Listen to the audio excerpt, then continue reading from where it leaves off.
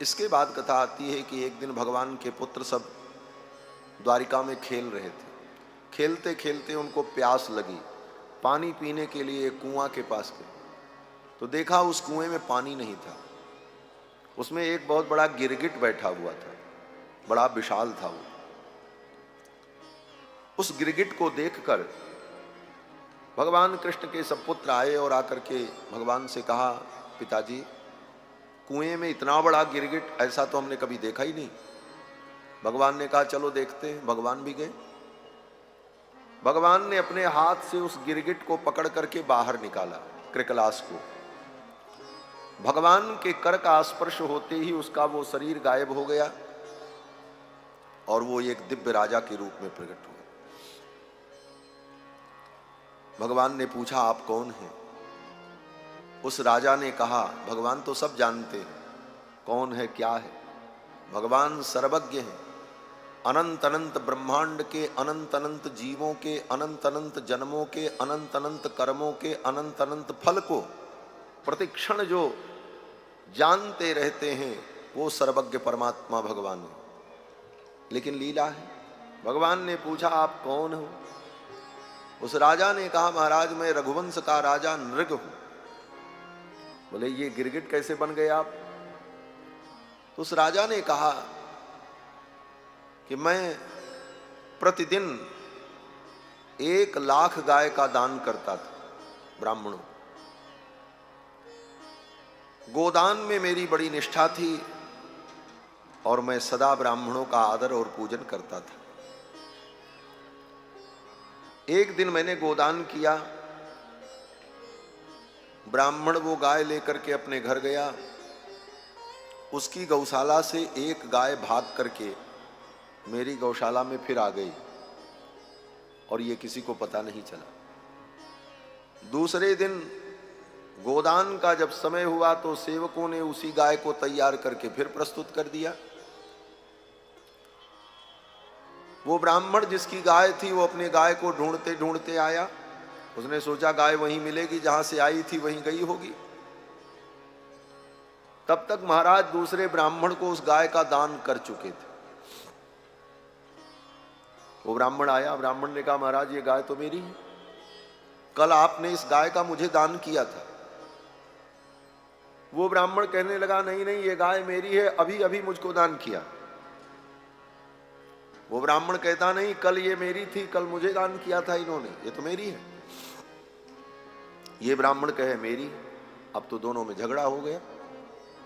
राजा इनको देखे उनको देखे। बात सत्य थी, दोनों अपनी अपनी बात पर टिके रहे। वो भी ब्राह्मण गलत नहीं कह रहा था, वो कह रहा था मेरी गाय कल आपने दान किया था। तिथि नक्षत्र गोत्र सब उच्चारण करके जल लेकर दर्भ लेकर आपने संकल्प किया था, मैं झूठ नहीं बोल रहा हूं। और ये ब्राह्मण बोला, अभी अभी आपने जल लेकर, अक्षत लेकर, दूर्वा लेकर के, दर्भ लेकर आपने संकल्प किया है गोदान का, ये गाय मेरी है।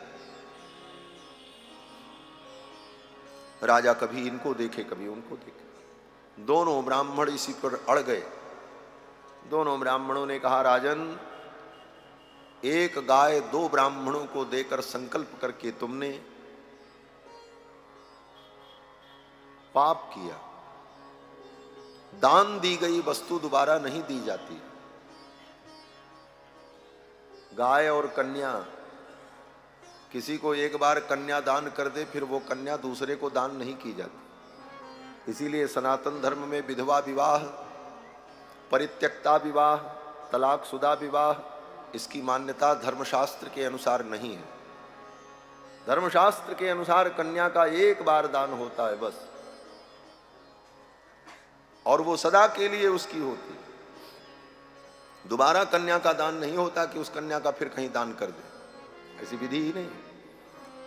तो और गोदान का भी यही। उन दोनों ब्राह्मणों ने शाप दे दिया राजा को, जाओ कल गाय हमको दी, आज इनको दे दिया। जैसे गिरगिट रंग बदलता है उसी तरह तुम रंग बदलते हो, जाओ बन जाओ गिरगिट। शाप दे दिया। राजा इतना बड़ा धर्मात्मा था लेकिन गिरगिट बन गया। राजा ने कहा महाराज मेरा उद्धार कैसे होगा?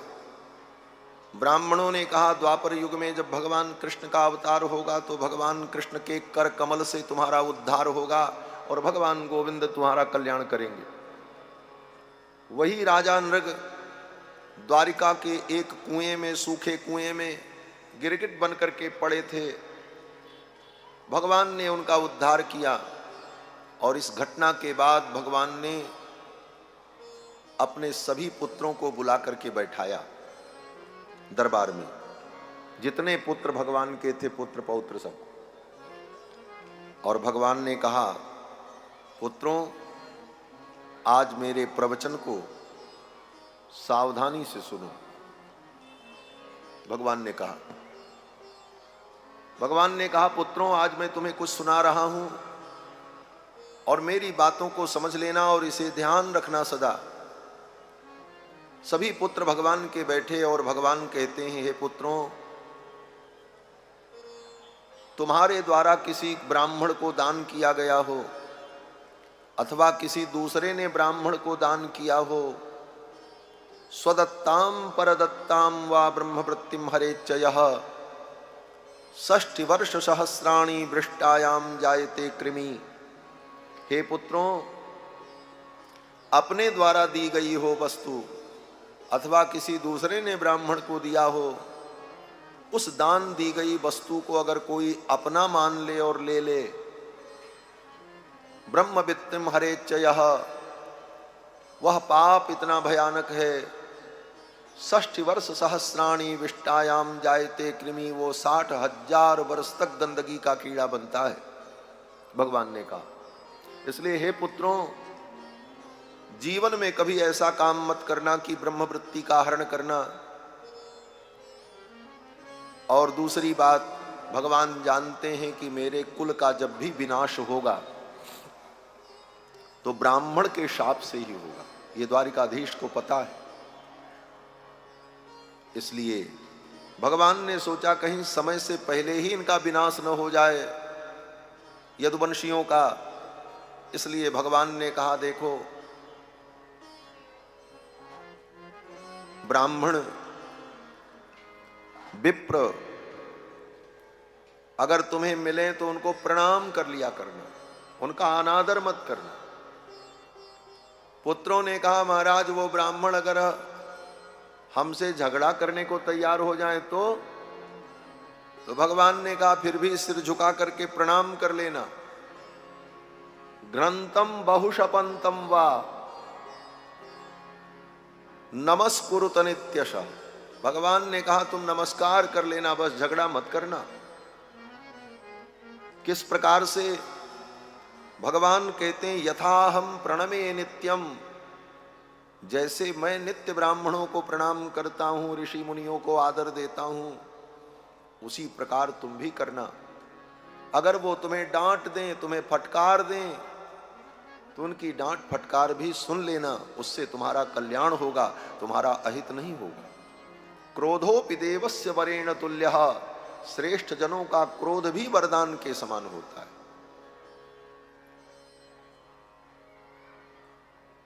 क्रोधोपि देवस्य वरेण तुल्यः, श्रेष्ठ जनों का क्रोध भी वरदान के समान होता है।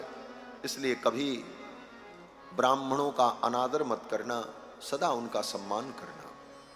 ये सब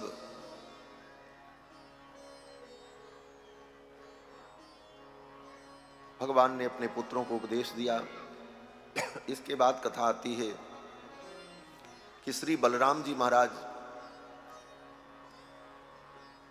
एक दिन वृंदावन आए। वृंदावन से जाने के बाद भगवान कृष्ण तो वृंदावन नहीं आए, मथुरा आए, मथुरा से द्वारिका चले गए, दुनिया भर में घूमते रहे, हस्तिनापुर गए, जनकपुर गए, कहां कहां गए, लेकिन वृंदावन जाने का मौका भगवान को नहीं मिला। वहीं बगल में कुरुक्षेत्र में भगवान आए, लेकिन वृंदावन नहीं। इसीलिए सूरदास जी महाराज भगवान को उलाहना देते हैं, कन्हैया तेरे जैसा नमक हराम तो इस दुनिया में कोई नहीं होगा।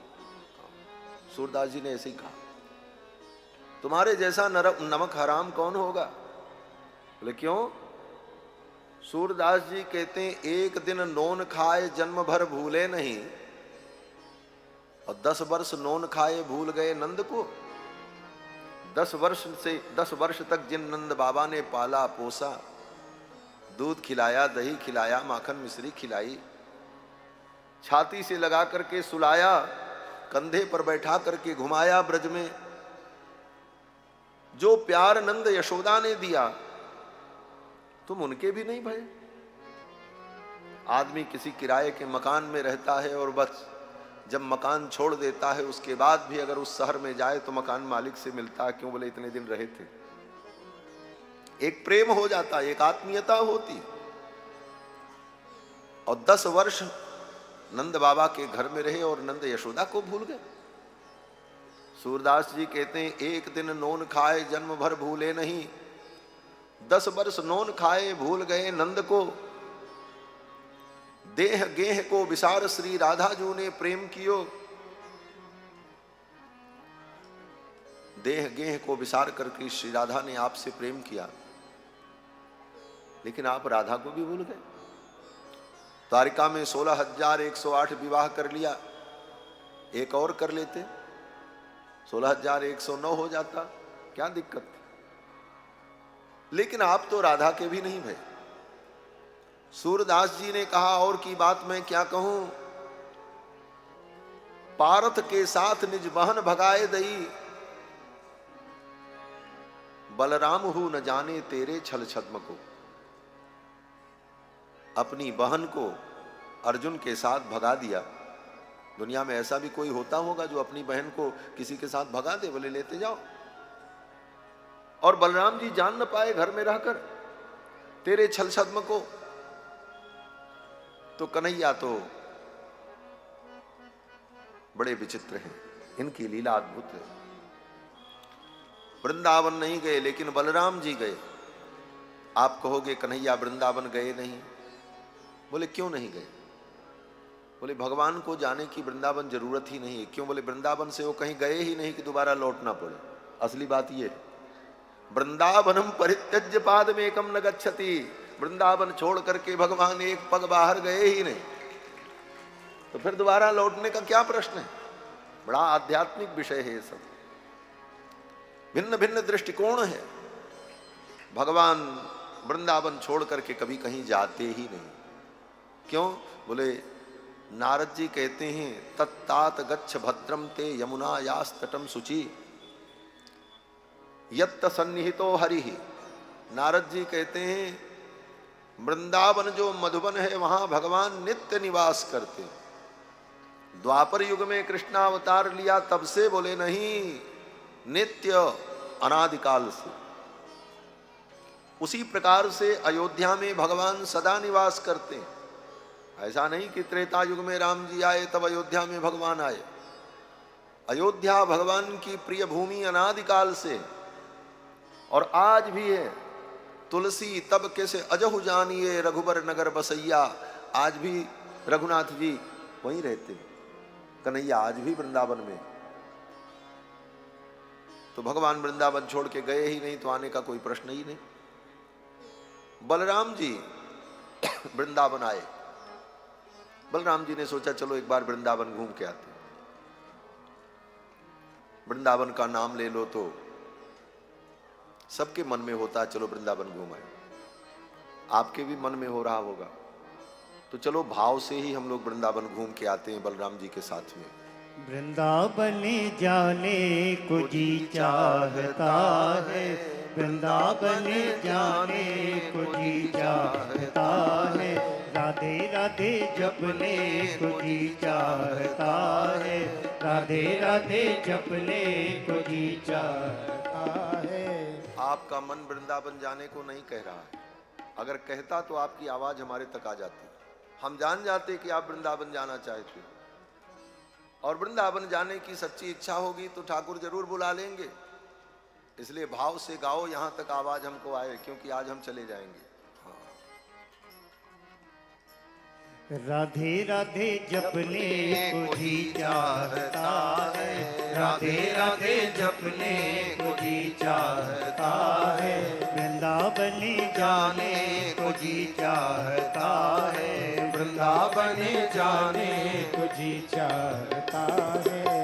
वृंदावन में बांके बिहारी, वृंदावन में बांके बिहारी, वृंदावन में बांके बिहारी, वृंदावन में बांके बिहारी, बांके बिहारी श्री बांके बिहारी, बांके बिहारी श्री बांके बिहारी। नैना लड़ाने को जी चाहता है, नैना लड़ाने को जी चाहता है, नैना लड़ाने को जी चाहता है, नैना लड़ाने को जी चाहता है।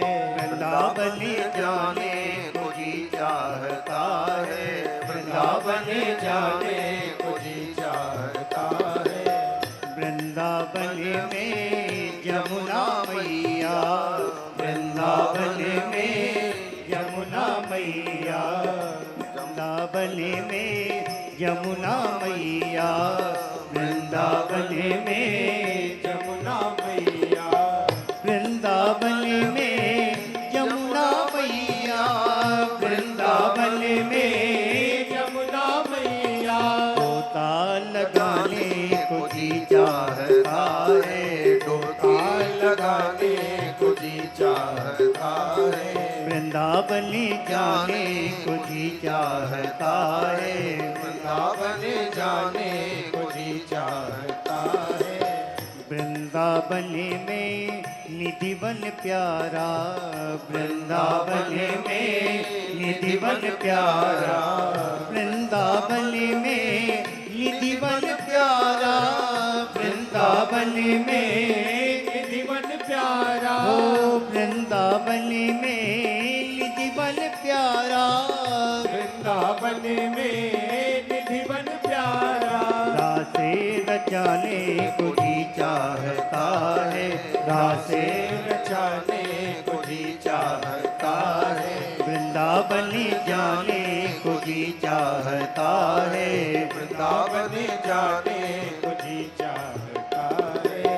वृंदावन में राधे रानी, वृंदावन में राधे रानी, वृंदावन में राधे रानी, वृंदावन में राधे रानी, राधे रानी श्री राधे रानी, राधे रानी श्री राधे रानी। शीशे नवाने को जी चाहता है, शीशे नवाने को जी चाहता है, वृंदावन जाने को जी चाहता है, वृंदावन जाने को जी चाहता है। अरे वृंदावन जाने को जी चाहता है, वृंदावन जाने को जी चाहता है।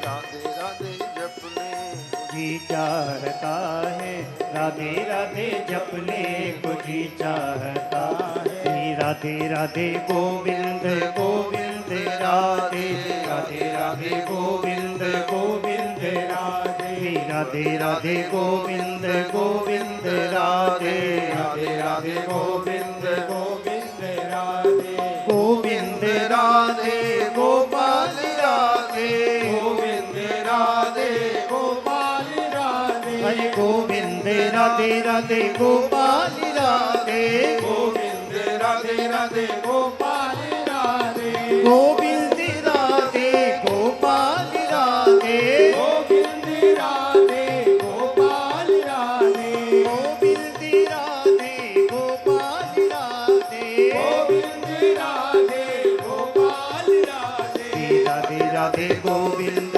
गोविंद राधे, राधे राधे गोविंद गोविंद राधे, राधे राधे गोविंद गोविंद राधे, राधे राधे गोविंद गोविंद राधे, हरि गोविंद राधे गोपाल राधे, गोविंद हाथ उठा करके हरि गोविंद राधे राधे गोपाल राधे गोविंद राधे राधे गोपाल राधे गोविंद राधे गोपाल राधे गोविंद राधे गोपाल राधे गोविंद राधे गोपाल राधे गोविंद राधे गोपाल राधे राधे राधे गोविंद गोविंद राधे राधे राधे गोविंद गोविंद राधे राधे राधे गोविंद गोविंद राधे राधे राधे गोविंद गोविंद राधे गोविंद राधे गोपाल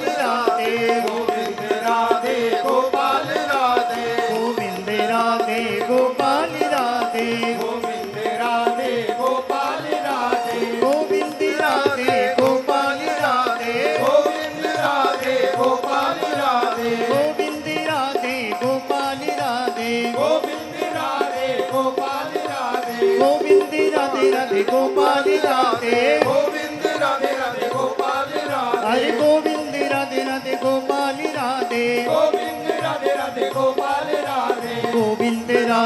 गोपाल राधे हरे गोविंद राधे राधे गोपाल राधे गोविंद राधे राधे गोपाल राधे गोविंद राधे गोपाल राधे गोविंद राधे गोपाल राधे गोविंद राधे गोपाल राधे गोविंद राधे गोपाल राधे गोविंद राधे गोपाल राधे गोविंद राधे गोपाल राधे गोविंद राधे गोपाल राधे गोविंद राधे गोपाल राधे गोविंद राधे गोपाल राधे गोविंद राधे गोपाल राधे गोविंद राधे गोपाल राधे गोविंद राधे गोपाल राधे गोविंद राधे गोपाल राधे गोविंद राधे गोपाल राधे गोविंद राधे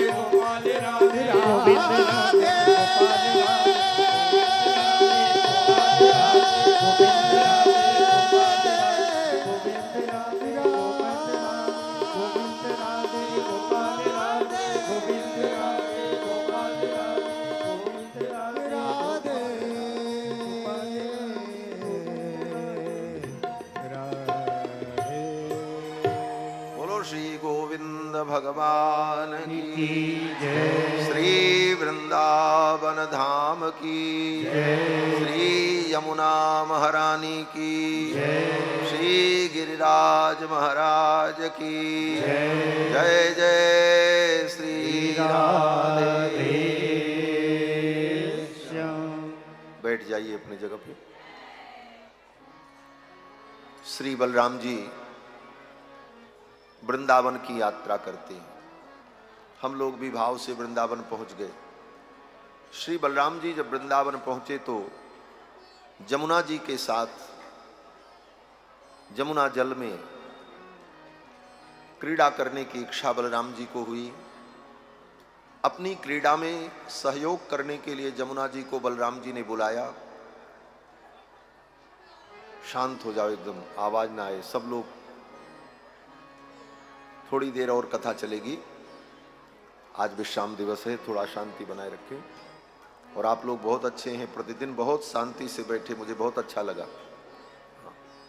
इतनी शांति से 7 दिन आपने कथा सुनी है, साधारण बात नहीं है।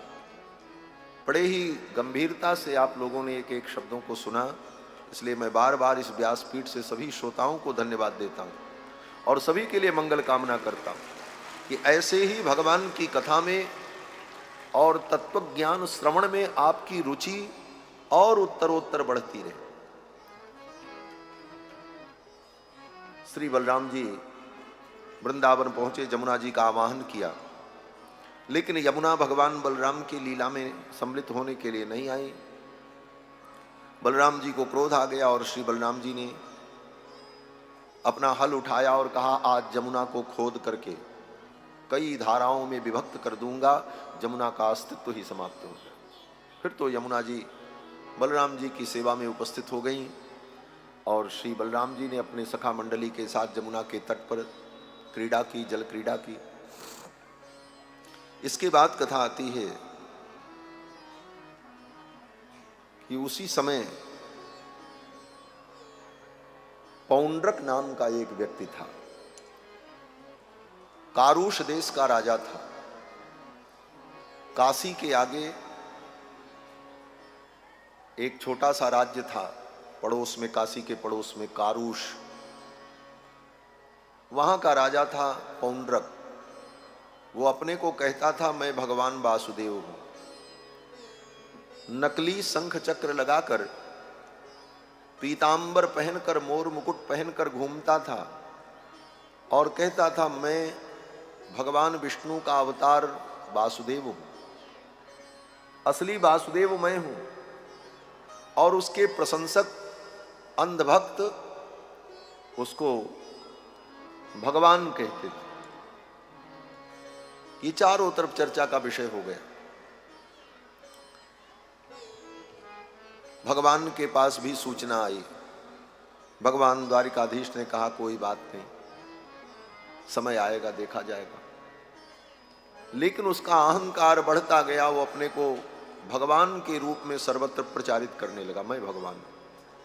सोचो, भगवान के इस धरती पर प्रकट रूप में विद्यमान रहते हुए पौंड्रक जैसा व्यक्ति अपने को भगवान घोषित कर रहा था। आज तो कलयुग है। आज इस कलयुग में कितने ढोंगी पाखंडी अपने को भगवान घोषित कर रहे हैं। आज हिंदू समाज को ऐसे भगवानों से बचने की जरूरत है। भाव के नाम पर, भक्ति के नाम पर पाखंड को फैलाना, और जितने भगवान बनने चले सब जेल की हवा खा रहे हैं। हाँ, सब जेल के अंदर। भगवान ने कहा तुम भगवान बनने चले हो तो पहले मेरी जन्मभूमि का दर्शन करो, जेल में चलो। सब जेल चले गए वहां। भगवान मत बनो, भगवान के दास बनो। अब तो महाराज जिसको देखो वही धर्म के नाम पर भोली भाली जनता के मनोभाव का किस प्रकार शोषण होता है। क्या क्या बातें प्रचारित की जाती हैं। बोले ये तो कृष्ण के स्वरूप ही है, ये अवतारी पुरुष हैं। कौन अवतारी पुरुष है? सबका पांच भौतिक शरीर है, पृथ्वी जल तेज वायु आकाश का बना हुआ। हाँ, किसी का आचरण शुद्ध पवित्र है जीव, कोई भगवान भगवान नहीं है इस धरती। भगवान तो भगवान ही। और इस भ्रम के कारण ही सनातन धर्म में अनेक प्रकार की समय समय पर विकृतियां और उपद्रव खड़े होते रहे। आज इस बात से सावधान होने की आवश्यकता। कुछ भी करे और वो श्रेष्ठ है, ऐसे कैसे हो सकता भाई? अवतार हैं, कलयुग के नहीं हैं, सतयुग के पुरुष हैं, धरती पर अवतार लिए हैं दुनिया को भक्ति का बताने के लिए। बोले ऐसी ऐसी बातें कहकर एक दूसरे का महिमा मंडन करना, और करता कौन है? बोले इसी प्रकार अपने को दिव्य अवतारी पुरुष घोषित करने के लिए वो उनको कहते हैं, वो उनको कहते हैं। एक कहावत है पुरानी कि उष्ट्राणाम विवाहे च गीतम गायन्ति गर्दभा। हम बहुत कड़वी बात कहते हैं, बहुत लोगों को बुरा भी लगता होगा, लेकिन दवा बहुत कड़वी होती है, वही फायदा भी करती है। आज ऐसे पाखंडियों से बचने की आवश्यकता है। दूसरे को धर्म का उपदेश करो और स्वयं धर्म के पथ से विचलित होकर मनमाना करो। ऐसे लोग भगवान के अवतार और भगवद अंश और विभूति और अवतारी पुरुष नहीं होते। शास्त्र कहता यद्यद आचरति श्रेष्ठ लोकस्तदनुवर्तते। श्रेष्ठ व्यक्ति जो आचरण करता है संसार उसका अनुकरण करता है। इसलिए श्रेष्ठ व्यक्ति को बहुत सावधान रहना चाहिए। तो वही स्थिति है। उष्ट्राणाम विवाहे च गीतम गायन्ति गर्दभाः। एक ऊंट का विवाह हो रहा था तो गधे गीत गा रहे थे। उष्ट्राणाम विवाहे च गीतम गायन्ति गर्दभाः। ऊंट के विवाह में गधा गीत गा रहा था और क्या कह रहा था? बोले अहो रूपम, क्या रूप है इस दूल्हे का, ऐसा सुंदर दूल्हा हमने तो देखा ही नहीं। तो दूल्हा क्या कहता था? अहो ध्वनि, कितना सुंदर ये गधा राज गा रहे हैं। तो ऐसे ऐसे संसार में गधे ऊंट का जो संजोग है, यह सनातन धर्म को और विकृत कर रहा है। ये बहुत कड़वा सच है, समसामयिक भी है। उष्ट्राणाम विवाहे च गीतम गायन्ति गर्दभाः। और क्या प्रशंसा करते? बोले परस्परम प्रशंसन्ति अहो रूपम अहो ध्वनि, क्या रूप है, क्या ध्वनि है। आज हिंदू समाज को सचेत होने की आवश्यकता है, नहीं तो धर्म के नाम पर ठगने खाने वालों की भी इस धरती पर कमी नहीं है। कोई भगवान बन रहा है, कोई किसी के पास डायरेक्ट भगवान का संदेश आ रहा है, भगवान आकर के बता रहे हैं उसको तुम ऐसा करो। गजब की बात है महाराज। हम तो आपको सच्ची बतावें, भगवान किसी को आकर के प्रत्यक्ष कुछ नहीं बताते उताते। भगवान को जो बताना है उन्होंने शास्त्र में सब कुछ बता दिया है। ये शास्त्र ही भगवान की वाणी है और ये सदा के लिए बता दिया है। इसका अनुसरण करो और इस भ्रम में मत रहो कि भगवान आकर के तुमको कुछ बताएंगे और ऐसे सबको बताते होंगे। और ये जो बड़े बड़े लोग दिखते हैं उनको ऐसे भगवान आके बता देते हैं, कुछ नहीं बताते होता। बहुत सच्ची बात है। शास्त्र के पथ पर चलो। भगवान कहते हैं श्रुति स्मृति मयि वाक्य, ये श्रुति और स्मृति ही मेरी आज्ञा है। मैंने बता दिया है, एक बार बता दिया। जैसे भारत सरकार ने एक बार संविधान बना दिया, अब उस संविधान से तुम चलो। रोज रोज तुमको संविधान सिखाने के लिए, बताने के लिए सरकार नहीं आएगी। उस संविधान को जानना तुम्हारा कर्तव्य है। उस राष्ट्र में रहते हो तो उस संविधान को जानो और उसके हिसाब से चलो। सरकार तुम्हें बार बार आके नहीं बताएगी कि ये संविधान है तुम ऐसे करो, ये संविधान है ऐसे तुम करो। उसी प्रकार से परमात्मा का शाश्वत संविधान शास्त्र है और वो अनादिकाल से है। बस उसी संविधान को फॉलो करो और उसी के हिसाब से चलते रहो, कल्याण की प्राप्ति हो जाएगी। यही गीता में भगवान ने कहा है। तो नकली भगवान से बचने की आवश्यकता है। और मुझे लगता है कि शायद इसीलिए गीता में भगवान ने कहा कि कलयुग में ऐसे बहुत नकली भगवान पैदा होंगे। इसलिए भगवान ने अर्जुन से कहा, अर्जुन मत्तः परतरम नान्यत किंचिदस्ति धनंजय। हे धनंजय, मुझसे परे कोई भगवान नहीं है, मुझसे बड़ा कोई भगवान नहीं है। भगवान ने स्वयं गीता में कह दिया। अब भगवान से बड़ा कौन भगवान पैदा होगा दूसरा यहां। लेकिन पौंड्रक अपने को कहता था मैं भगवान हूं, और भगवान जैसा अभिनय करता था, शंख चक्र लगा ले वैसे ही घूमे।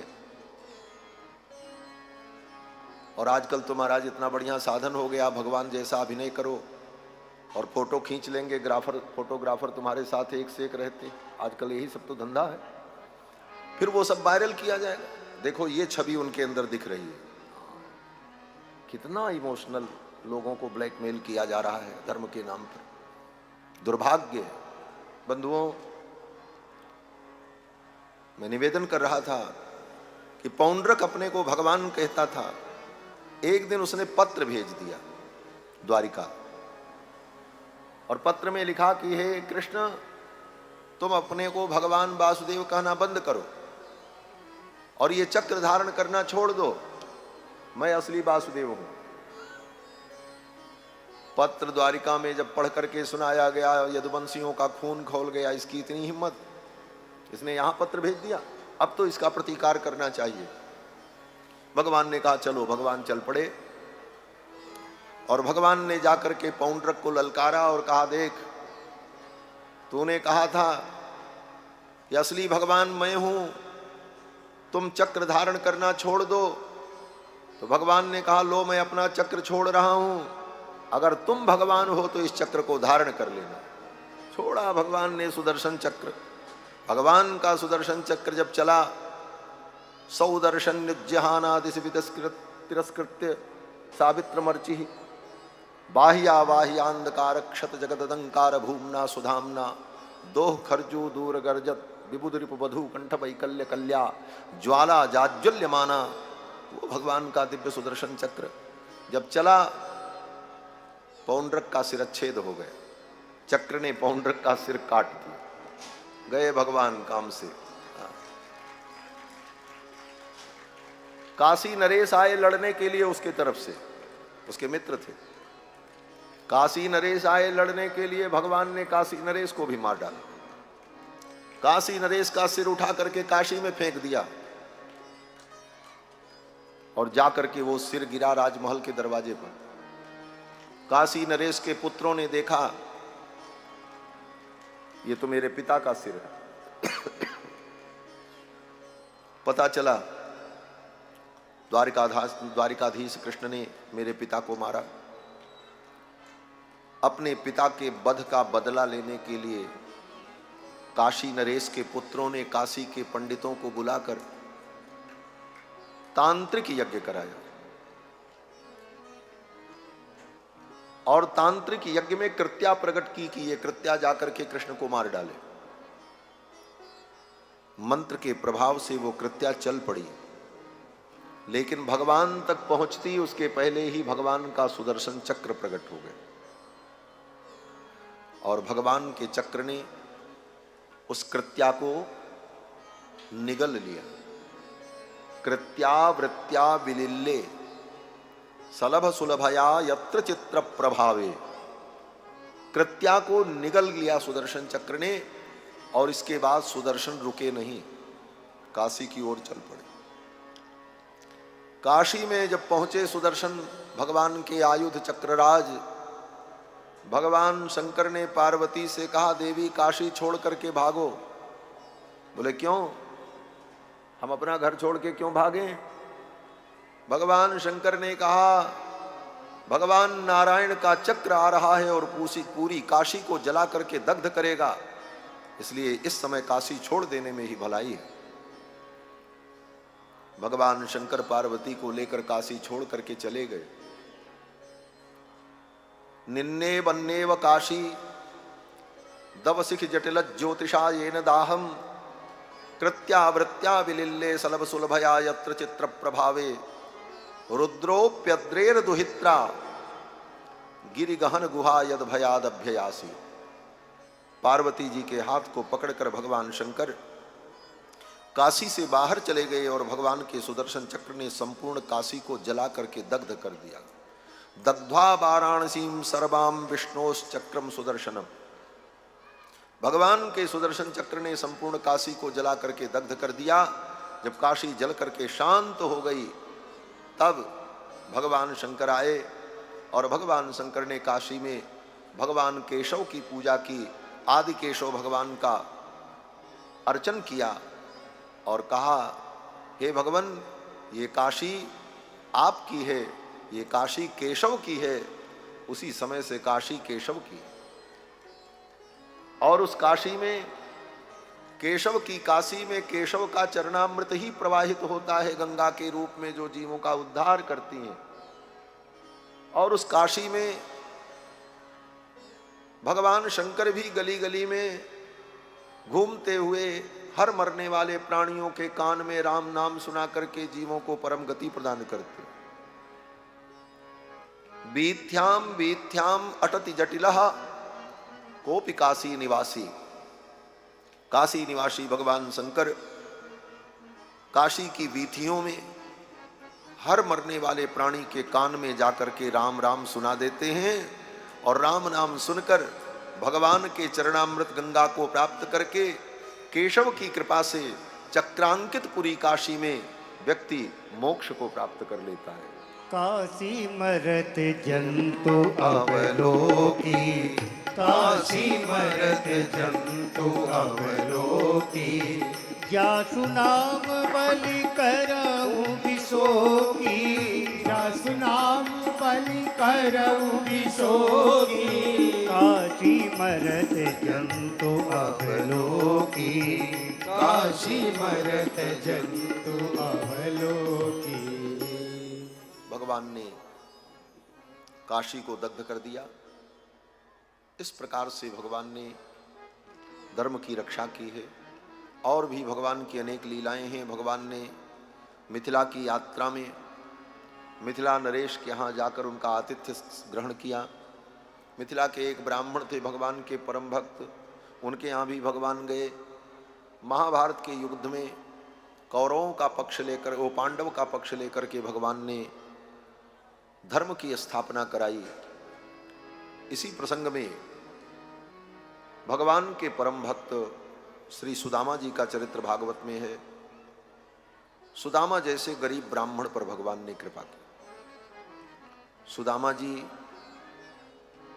बड़े संतोषी ब्राह्मण थे। कभी उनके मन में धन संग्रह की आकांक्षा नहीं हुई। ब्राह्मण सदा से धनाकांक्षी नहीं रहा है। ब्राह्मण की यही आकांक्षा है, जीवन यात्रा में जितना आवश्यक है उतना मिलता रहे बस। इसीलिए ब्राह्मण की वृत्ति वही है कि वो दान में जो पा जाए उससे काम चला ले, कोई प्रेम पूर्वक श्रद्धा से दे दे उसका काम चल जाए, बाकी वो बटोर करके राजपाट बनाने के चक्कर में ब्राह्मण कभी पड़ा ही नहीं। उसने सब दिया, क्षत्रियों को दे दिया, राज्य तुम करो। सोना चांदी हीरे पन्ने पोखराज का व्यापार वैश्य वर्ग करे। एक सुई के निर्माण से लेकर जहाज के निर्माण तक शिल्पकला और उसका लाभ चतुर्थ वर्ण को दिया। ब्राह्मण ने कहा हम तो सबके कल्याण के लिए भजन स्वाध्याय और शास्त्र का चिंतन करेंगे, और ब्राह्मण यही करता रहा। और इसी कारण से लाखों वर्षों से यह परंपरा आज भी सुरक्षित है। इसके बाद भी ब्राह्मण व्यास पीठ पर बैठकर शास्त्र के उस ज्ञान को सुना सुना कर इन परंपराओं को पीढ़ी दर पीढ़ी में हस्तांतरित करता रहा। तब आज ये सनातन धर्म हमको इस रूप में हमें प्राप्त हुआ है। ऐसे नहीं प्राप्त हुआ।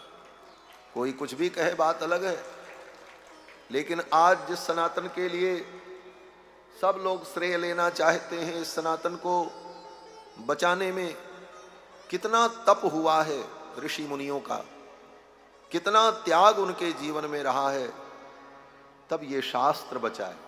आज कौन शास्त्र पढ़ रहा है? कितने लोगों को की रुचि है कि हम शास्त्र पढ़ें और पढ़ करके उन परंपराओं को बचाएं। बंधुओं, ब्राह्मण का जीवन इसीलिए मिला है कि वो तप करे और धर्म की रक्षा करे, सबका कल्याण करे। यही ब्राह्मण का जीवन है। महाराज सुदामा जी ऐसे ही ब्राह्मण थे। कुछ नहीं था, कभी चाहते भी नहीं थे, लेकिन पत्नी ने बार बार कहा हे नाथ, आपको चाहिए नहीं, हमको भी नहीं चाहिए, लेकिन ये जो बच्चे हैं ये जब भूख से रोते हैं तब मुझसे देखा नहीं जाता। मैं मां हूं, आप तो दिन भर भजन पूजन में रहते हो, लेकिन ये बच्चे मेरी गोद में आकर के रोते हैं। मैं कितना इनको दूध पिलाऊं, मेरे शरीर का रक्त भी दुग्ध के रूप में परिवर्तित होते होते समाप्त प्राय हो चुका है। ऐसी स्थिति में इन बच्चों की भूख और इनका दुख मुझसे देखा नहीं जाता। मैं ये नहीं कहती कि आप अपने धर्म का त्याग करो, लेकिन हे नाथ, द्वारिकाधीश आपके मित्र हैं, एक बार आप उनके पास चले जाओ। वो सर्वज्ञ हैं, उन्हें बताने की जरूरत नहीं पड़ेगी, कुछ मांगने की जरूरत नहीं पड़ेगी। आप केवल चले भर जाओ बस। बोले मैं कैसे जाऊं, मैं कुछ मांगूंगा नहीं। बोले मांगने की जरूरत नहीं, वो द्वारिकाधीश सर्वज्ञ हैं, सब कुछ जानते हैं, आप बस एक बार चले जाओ। बार बार पत्नी ने जब प्रेरणा दी तो सुदामा जी जाने को तैयार हुए। बोले खाली हाथ कैसे जाऊं? मित्र के घर खाली हाथ नहीं जाना चाहिए। साधु जोगी राजा, इनके पास खाली हाथ नहीं जाना चाहिए। राजा जोगी पेखना, खाली हाथ न देखना। राजा के पास जाओ चाहे जोगी के पास जाओ, किंतु खाली हाथ नहीं, कुछ ले करके जाओ। पत्रम पुष्पम कुछ भी हो। वेद तो कहता है कि सूखी लकड़ी मिल जाए तो लेके चले जाओ, कुछ ले जाओ। समित पाणी ही श्रोत्रियम ब्रह्मनिष्ठम गुरुम अभिगच्छेत। सुदामा जी ने सोचा क्या ले जाएं, द्वारिकाधीश के पास तो सब कुछ है, मैं क्या चीज ले जाऊं जो उनको प्रिय लगे। कुछ ऐसी वस्तु थी नहीं। तब सुदामा की पत्नी पड़ोस से 4 मुट्ठी चावल मांग करके लाई। घर में 4 मुट्ठी चावल भी नहीं थे, वो भी मांग के लाना पड़ा। वेदव्यास जी कहते हैं याचित्वा चतुरो मुष्टीन ब्राह्मणान पृथक तंडुला याचित्वा चतुरो मुष्टीन विप्रान पृथक तंडुलान। 4 मुट्ठी चावल पत्नी पड़ोस से मांग करके लाई। सोचो, जिसके घर में 4 मुट्ठी चावल भी न हो, फिर भी कितना संतोष था। सुदामा जी 4 मुट्ठी चावल लेकर के गए, द्वारिकाधीश के यहां पहुंचे। द्वारिकाधीश ने जब सुना कि मित्र सुदामा आ रहे हैं, सिंहासन छोड़ करके अगवानी करने के लिए दौड़ पड़े। स्वयं द्वार पर जाकर के सुदामा जी को प्रणाम किया, गले लगा लिया। सुदामा जी के गले से भगवान लिपट गए, छोड़ते ही नहीं। सब लोग देख रहे हैं, शरीर में केवल नस नस दिखाई पड़ रही है। सुदामा जी की धमनियां दिख रही, मैले कुचैले, और द्वारिकाधीश गोविंद आभूषणों से अलंकृत, अंग सौष्ठव से संपन्न भगवान सुदामा को कस करके अपनी भुजाओं में पकड़े हुए। बहुत देर तक दोनों का मिलन नहीं छूटा। सबको लगने लगा, अरे ये दोनों चिपक गए, कब तक ऐसे गले लगे रहेंगे। सब आश्चर्य से देख रहे थे, लेकिन फिर मिलन छूटा। कैसे छूटा? बड़ा सुंदर भाव है महाराज। भक्तमाल के टीकाकार श्री प्रियादास जी महाराज सुदामा जी के चरित्र में एक भाव देते हैं कि सुदामा जी के मन में भाव आया कि मेरे शरीर में तो मांस है नहीं, केवल हड्डियां हड्डियां हैं, और ये द्वारिकाधीश इतने कोमल हैं, मैं इनको गले लगाया हूं, इनसे लिपटा हूं, मेरी हड्डियां तो इनको चुभ रही होंगी। किसी से आपका बहुत प्रेम हो, बहुत दुलार हो, और उसके शरीर में हड्डी है, हड्डी रहे तो कौन सा दुलार प्यार करोगे महाराज। मांसल शरीर हो तो उसको अपनी भुजाओं में लेकर गले लगाने का एक सुख है। सुदामा जी सोचने लगे, मेरे शरीर में तो हड्डियां हड्डियां, ये भगवान गोविंद को गड़ रही होंगी। और भगवान ने मन में सोचा कि ये मेरा मित्र सुदामा, शरीर में हड्डियां हड्डियां हैं, ये कृषकाय ब्राह्मण, इतनी देर से मैंने इसको गले लगा रखा है, कहीं मेरे शरीर के बोझ से, मेरे भार से, मेरे पकड़ने से इस ब्राह्मण की एक भी हड्डी अगर मुरक गई, एक भी हड्डी क्रैक हो गई, फिर तो महाराज एक ब्राह्मण को दुख देने का पाप हो जाएगा। इसलिए भगवान अलग हो गए और सुदामा जी इस भाव से अलग हो गए। आई दुबराई सुधी मिलन छुड़ाई ताने, आई दुबराई सुधी मिलन छुटाई ताके। आने जल रानी पग धोए भागे जागे हैं, आने जल रानी पग धोए भाग जागे हैं। आने जल रानी पग धोए भाग जागे हैं। सुदामा जी और भगवान अलग हुए। फिर भगवान सुदामा जी को ले गए, अपने निज पलंग पर बैठाया। जिस पलंग पर, जिस पर्यंक पर भगवान बैठते, रुक्मिणी बैठती, उस पर्यंक पर सुदामा जी को बैठा। स्वयं चरणों में बैठकर भगवान सुदामा का पाद प्रक्षालन करने लगे, चरण धोने। रुक्मिणी जी को बड़ा आश्चर्य हुआ। रुक्मिणी जी सोचने लगी, कहां से इस मैले कुचैले व्यक्ति को ला करके मेरे बिस्तर पर बैठा दिया। इस अवधूत ने कौन सा पुण्य किया था, इस अवधूत को भगवान द्वारिकाधीश अपने पर्यंक पर बैठाए। अवधूतेन भिक्षुणा। रुक्मिणी जी को थोड़ा अच्छा नहीं लग रहा था, नाक सिकोड़ने लगी, कहां से ला करके इस मैले कुचैले ब्राह्मण को मेरे बिस्तर पर बैठा दिया। भगवान समझ गए। भगवान ने रुक्मिणी की ओर देखा और देख करके आंखों आंखों में ही इशारा कर दिया। भगवान ने इशारा करके रुक्मिणी जी को समझा दिया। क्या समझा दिया? कहते हैं ना, इशारों को अगर समझो तो राज को राज रहने दो। भगवान ने इशारे इशारे में रुक्मिणी जी को समझा दिया। क्या समझाया? भगवान ने कहा, रुक्मिणी, वो दिन तू भूल गई, एक ब्राह्मण ही तेरा पत्र लेकर मेरे पास आया था।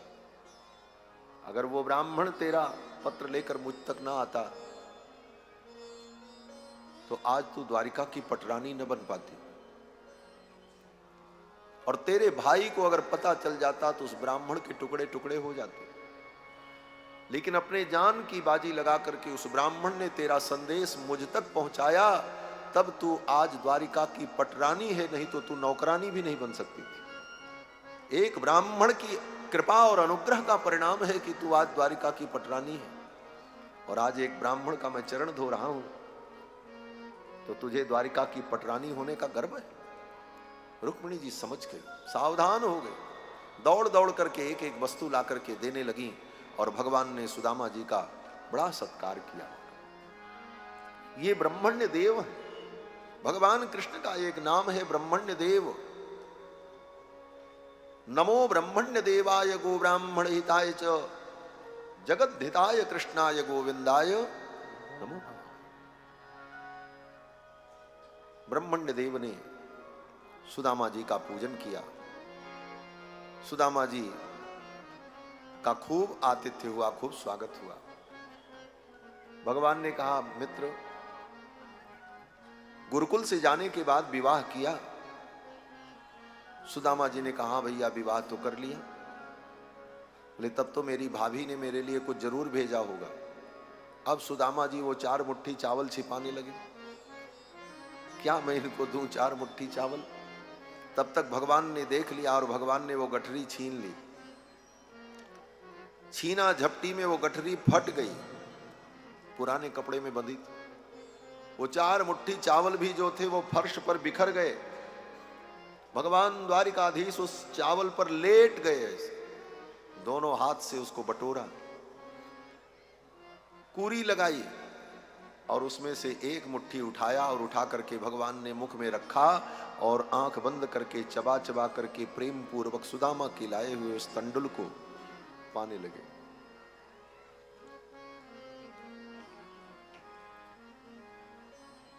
सबरी के बेर सुदामा के तंडुल, रुचि रुचि भोग लगाया।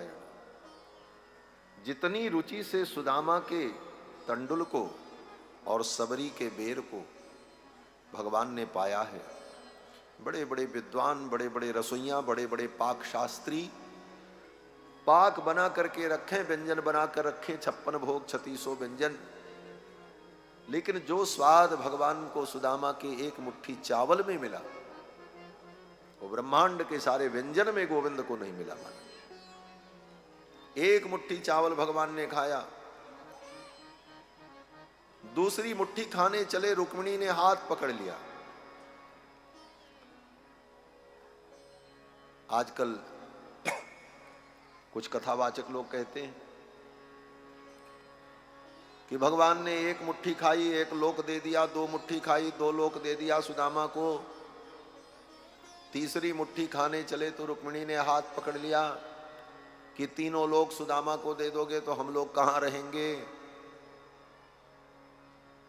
लेकिन ऐसा नहीं, भगवान ने एक मुट्ठी ही खाई, दूसरी मुट्ठी खाने चले तब तक रुक्मिणी ने हाथ पकड़ लिया।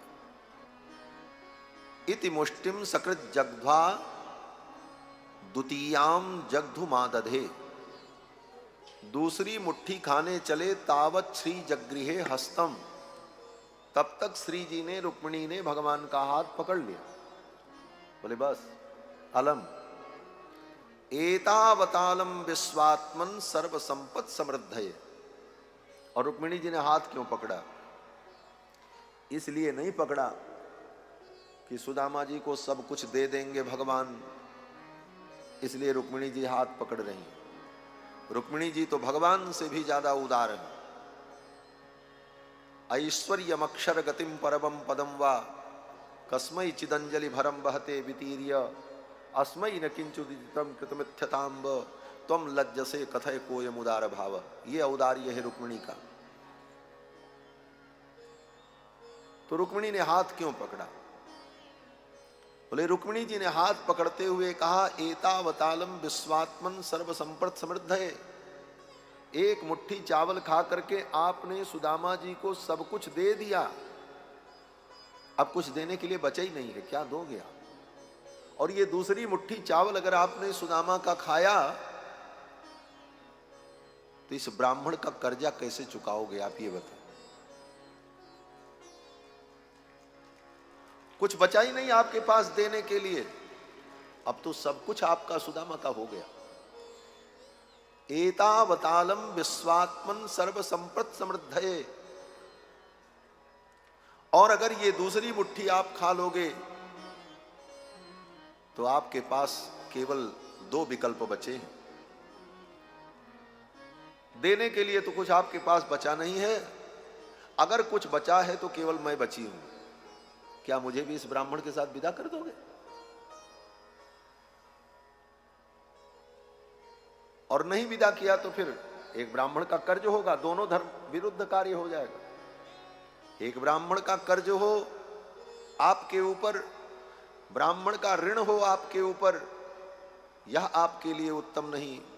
और पत्नी का दान किया भी नहीं जाता, पत्नी दान की वस्तु नहीं होती, किसी को दान कर दो। हाँ। पत्नी दान की वस्तु नहीं होती, दुनिया में सब कुछ दान किया जाता है, यहां तक कि बेटे का भी दान होता है। विश्वजित नाम का एक यज्ञ होता है, जिस यज्ञ में सब कुछ दान कर दिया जाता है। नचिकेता ने जब यज्ञ किया तो उनके पुत्र ने पूछा, पिताजी आपने हमारा दान किसको किया? तो बार बार बेटे ने पूछा तो नाराज होकर के झल्ला करके उन्होंने कहा, तुम्हारा दान हमने जमराज को कर दिया, जाओ। तो सीधे जमराज ही के पास पहुंचे। जमराज बड़े प्रसन्न हो गए, किसी की हिम्मत नहीं होती मेरे सामने आने की और तुम इतनी साहस के साथ आ गए, वरदान मांगो। तो नचिकेता ने कहा कि आप हमको तत्व विद्या प्रदान करें। तो फिर उनको तत्व विद्या प्रदान की। ये उपनिषद की कथा है, उपनिषद में ये सारी बातें हैं। तो कहने का तात्पर्य कि सब कुछ दान किया जाता है लेकिन पत्नी का दान नहीं होता। और पत्नी का सार्वजनिक महिमा मंडन भी नहीं होना चाहिए, नहीं करना चाहिए, मर्यादा नहीं।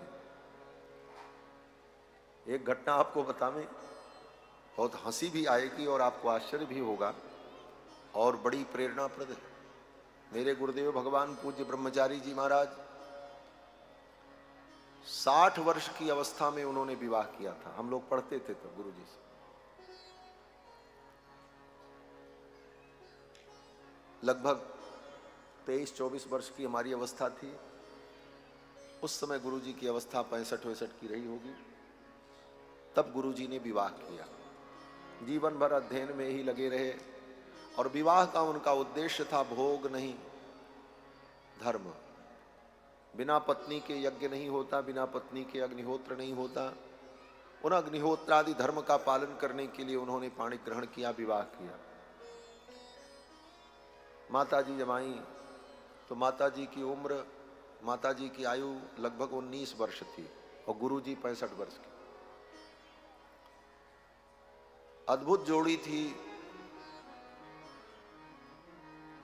महर्षि च्यवन और सुकन्या का जो वर्णन है पुराणों में, शास्त्रों में, वैसा ही अद्भुत रूप था। और गुरु जी भी वैसे ही विरक्त ऋषि कल्प। जीवन में गुरु जी ने कभी न चप्पल पहना, न शीशा में मुंह देखा, न सिले कपड़े पहने। कुआं का जल और नदी का जल छोड़ करके कोई जल जीवन में कभी सेवन नहीं किया, न स्नान किया किसी जल से, या तो कुआं या तो नदी।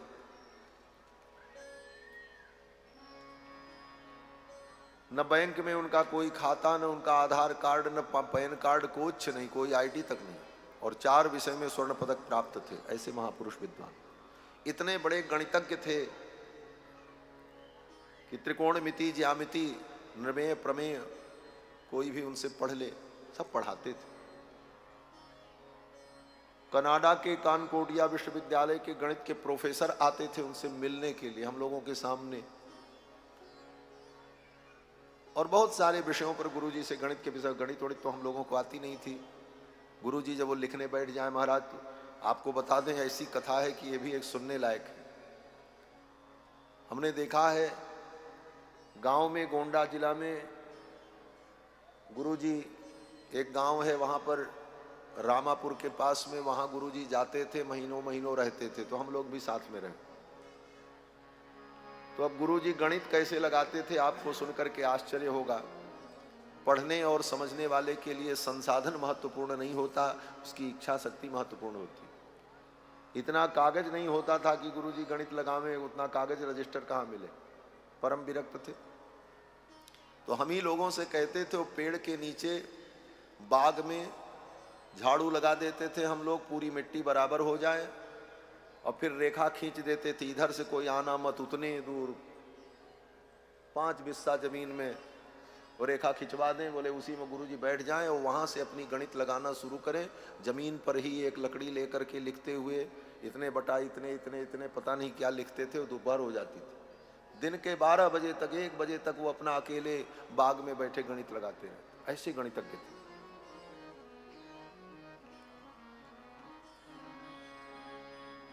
ऐसे दिव्य महापुरुष।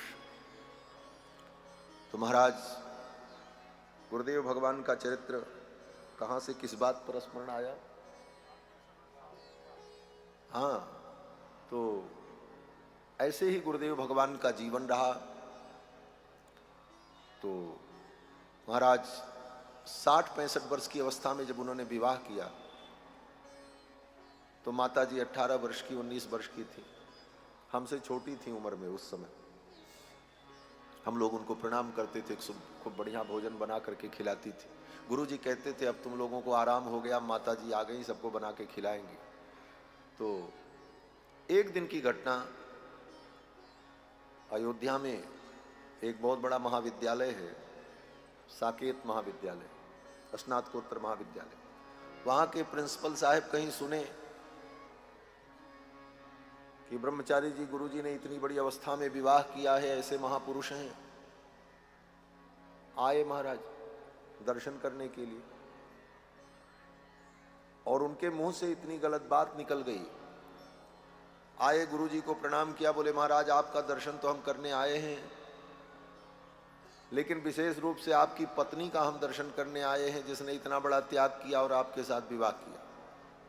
इतने पे तो गुरुजी नाराज हो गए, उठ करके खड़े हुए, मूर्ख, ऐसे ही डांटा मारा, मूर्ख, गधे, पत्नी दर्शन की वस्तु होती, पत्नी प्रदर्शन की वस्तु होती। पत्नी को दर्शन कराया जाता क्या कि दुनिया आवे पत्नी का हमारे दर्शन करे? किसने तुमको प्रोफेसर बना दिया? इतनी डांट लगाई महाराज। हम लोग वहीं पढ़ रहे थे। अब वो डर के मारे प्रिंसिपल साहब हाथ जोड़े खड़े, कहे तू भाग जाओ, अभी यहां से भागो, भागो यहां से। इसके बाद भी जब वो नहीं हटे, डर के मारे खड़े कांप रहे थे, तो गुरुजी ने हम लोगों से कहा नाम लेकर, पुस्तक उठाओ, बस्ता उठाओ, चलो यहां से, ये नहीं जाएंगे तो हम चले जाएंगे यहाँ से। और उठ करके वहां से गुरुजी चल दिए। ऐसा आदर्श था। कोई कह दे कि तुम्हारी पत्नी को हम देखने आए हैं, ये मर्यादा है? महाराज पत्नी दान की वस्तु नहीं होती, पत्नी प्रदर्शन की वस्तु नहीं होती, पत्नी प्रचार की वस्तु नहीं होती। पत्नी तो धर्म के लिए है, धर्माय पत्नी धर्म पत्नी, ये सनातन धर्म। इसके पीछे बहुत बड़ी सब भावनाएं हैं बंधुओं।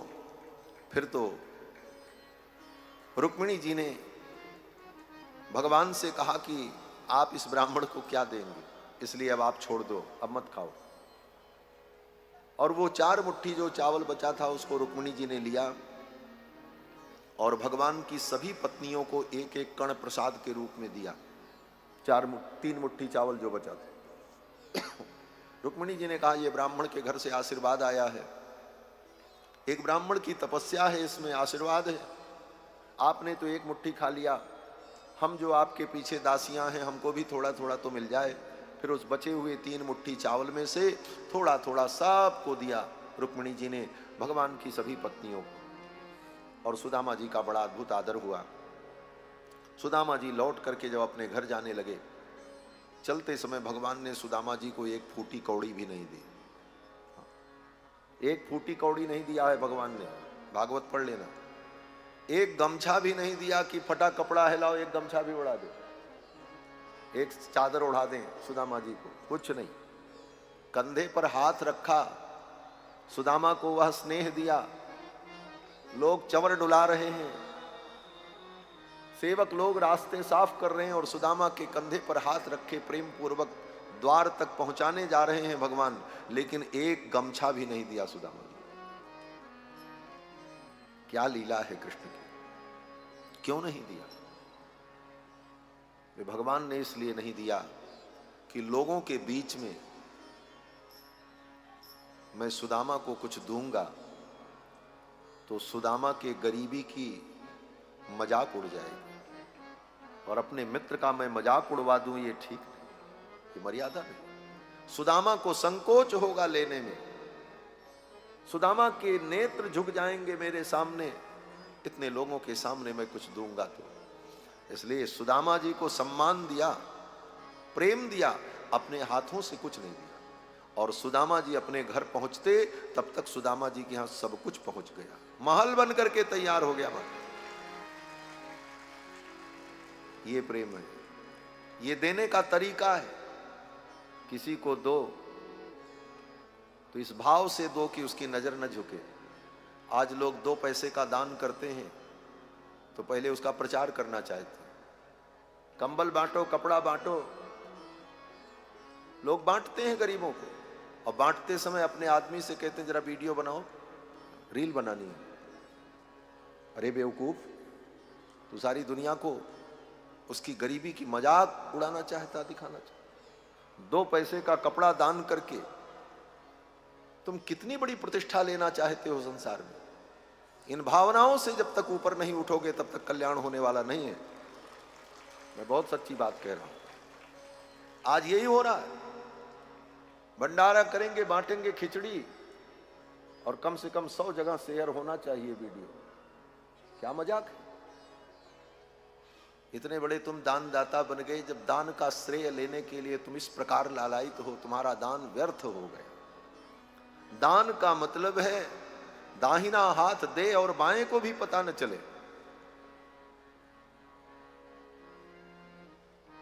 दो, लेकिन उस दान का प्रदर्शन मत करो। और ये तो महाराज जब से मोबाइल का जमाना आया है, आज तो ये स्थिति है कि सोशल मीडिया ने व्यक्ति को ऐसा पागल कर रखा है कि आदमी की संवेदनाएं कहां जा रही हैं पता ही नहीं। सामने वाला तड़प करके मर रहा है तो उसको बचाने की कोशिश नहीं होती, वीडियो बनाना शुरू होता। वाह, ये मानवता है। कितनी सच्ची बात है। लोग वीडियो बनाते।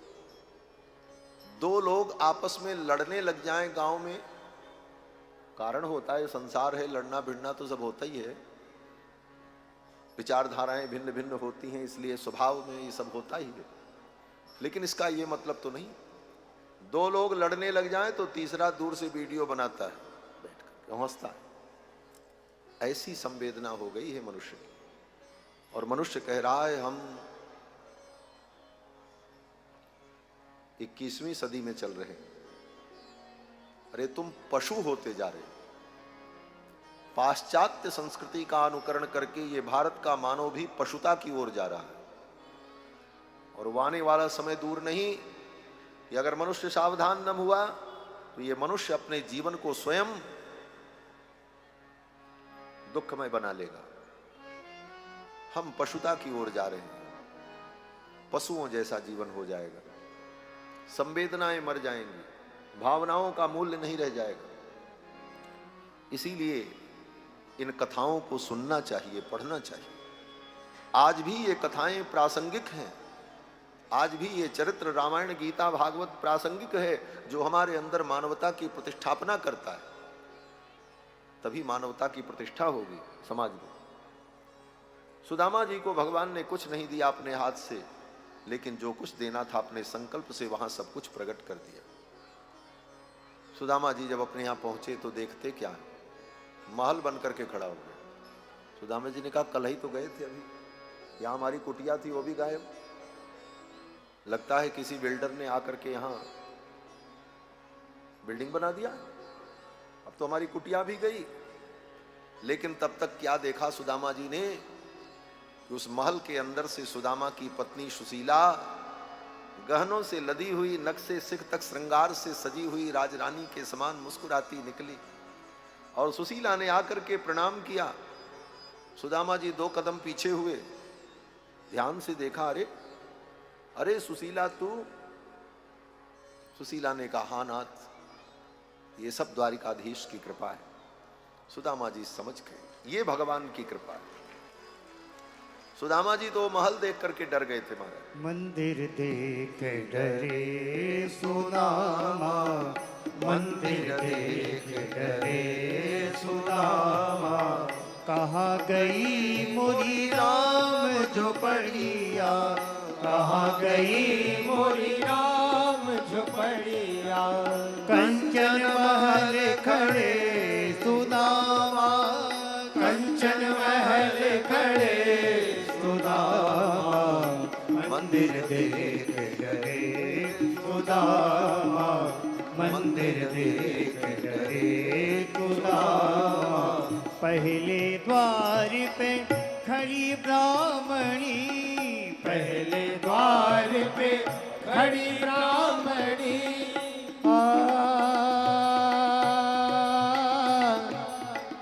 खड़ी ब्राह्मणी,